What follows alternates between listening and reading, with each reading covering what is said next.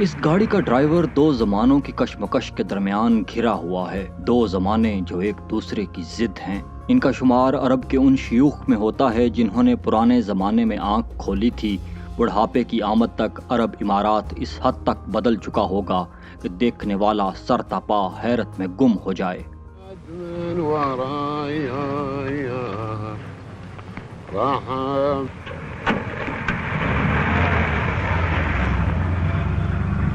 یہ صاحب اللہ رب العزت کے عبادت گزار ہیں، انہیں صحرا سے عشق ہے اور یہ دنیا کے امیر ترین لوگوں میں سے ایک ہیں۔ ان کا نام ہے شیخ زاید بن سلطان۔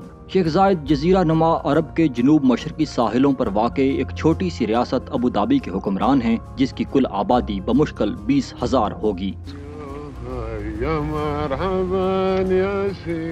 67,000 مربع کلومیٹر رقبہ پر پھیلی اس ریاست میں جدھر دیکھو ریت کے سوا اور کچھ نہیں۔ سائے کی مانند اس انسان کے ساتھ رہنے والے صحرائیوں کے لیے یہ شخص سردار، سالار، رہنما سب کچھ ہے۔ اس شخص کے پرکھوں کو اونٹ کی پیٹھ کے سوا کوئی سواری میسر نہ تھی اور زائد اس صحرا میں لیموزین ڈرائیو کرنے والا پہلا انسان ہے۔ قبیلے کا سردار اونٹ کی پیٹھ سے اتر کر لیموزین میں بیٹھ تو گیا ہے، لیکن وہ آج بھی اپنے باپ دادا کی طرح قبائلی زندگی کا مرکز و محور ہے۔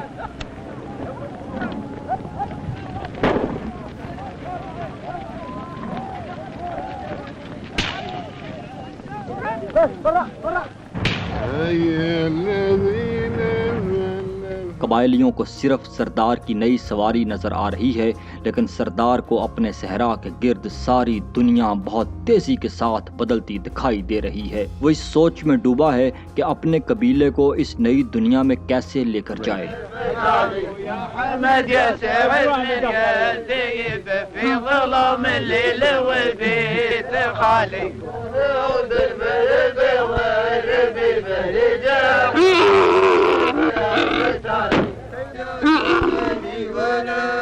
دولت کی فراوانی نے شیخ زاید کی سواری تو بدل دی ہے، لیکن ان کا مزاج ابھی نہیں بدلا۔ انہیں سادہ زندگی پسند ہے، اپنی گاڑی خود ڈرائیو کرتے ہیں، اپنے ساتھیوں کے ساتھ ہفتوں شکاری مہم پر نکلنا، اپنے قبیلے کے ساتھ گھل مل کر رہنا، وہی سب کچھ جو صدیوں سے عرب کی روایت ہے۔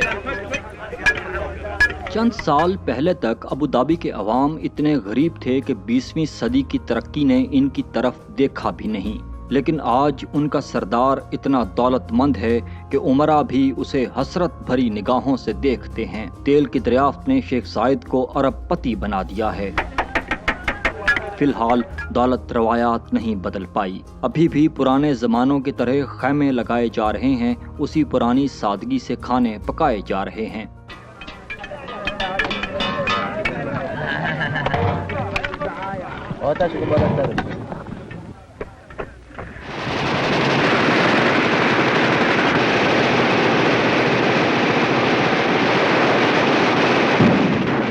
اس صحرا سے بہت دور دنیا دو ہولناک جنگیں لڑ چکی ہے۔ جاپان تو بلا مبالغہ آگ سے غسل کرنے کے بعد دنیا کی سب سے بڑی فیکٹری بننے کی تیاری کر رہا ہے۔ امریکہ اور روس چاند کو فتح کرنے کے لیے سر پٹ بھاگ رہے ہیں۔ امریکنز نے اعلان کر دیا ہے کہ اگلے سال انسان چاند پر اتر جائے گا۔ We choose to go to the moon in this decade and do the other thing. Lazy days, warm and free.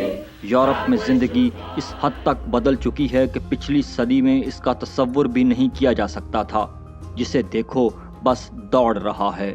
صحرا کے باہر بھلے دنیا کی رفتار کچھ بھی ہو، فی الحال اس قبیلے کو کوئی جلدی نہیں۔ ان کے پاس ایک شے وافر ہے اور وہ ہے وقت، صبح سے رات تک۔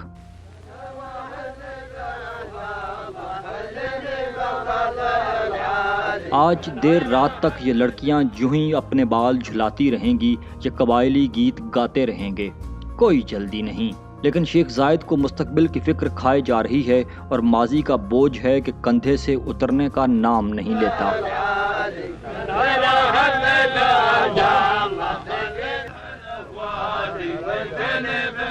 ابھی 2 سال پہلے تک ابودھابی کے اس قلعے پر شیخ زاید کے بڑے بھائی شیخ شخبوت بن سلطان کی حکومت تھی۔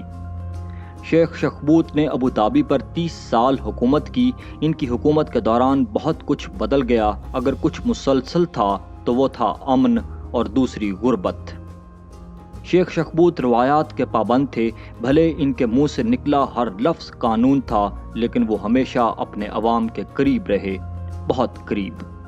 کوئی بھی کسی بھی وقت ان سے قبائلی مجلس میں ملاقات کر سکتا تھا۔ ابھی چند سال پہلے گوروں نے صحرا کے سینے میں چھید کر کالا سونا ڈھونڈ نکالا تھا، لیکن شیخ شخبوت نے دولت کے بغیر اتنی لمبی زندگی گزاری تھی کہ اب انہیں سمجھ ہی نہیں آ رہی تھی کہ اس کا کیا کریں۔ عوام احتجاج پر اتر آئے تھے۔ اکثریت کا خیال تھا کہ اگر حکومت شیخ زائد کے ہاتھ میں ہو تو وہ ابو دھابی کے حالات بدل سکتے ہیں۔ نہ صرف وہ دریا دل ہیں بلکہ نئے زمانے کی چال کو بھی سمجھتے ہیں۔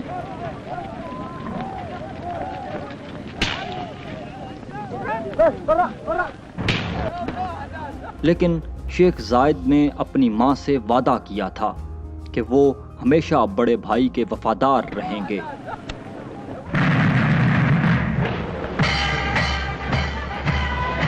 تیل کے کنووں سے نکلنے والا سونا ابو دھابی کا خزانہ بھر رہا تھا، لیکن شیخ شخبوت ماضی کی زنجیروں میں قید اس دولت کو خرچ کرنے کو تیار نہیں تھے۔ تیل کی دریافت کے صرف 5 سال بعد 1966 میں شیخ شخبوت دولت سنبھالتے سنبھالتے اپنی حکومت گنوا بیٹھے۔